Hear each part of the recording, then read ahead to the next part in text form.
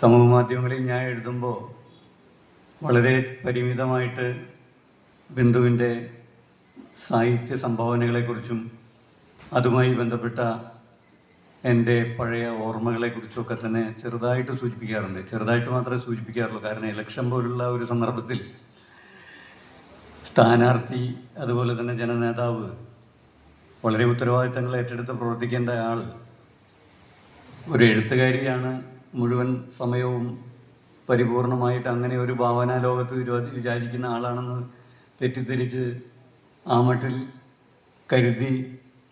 കരുതണ്ട എന്ന് വിചാരിച്ചിട്ട് എഴുത്തുകാരി എന്നുള്ള നിലയ്ക്കുള്ള ആ പ്രസക്തിയെക്കുറിച്ച് വലിയ തരത്തിലൊന്നും സൂചിപ്പിക്കാറില്ല.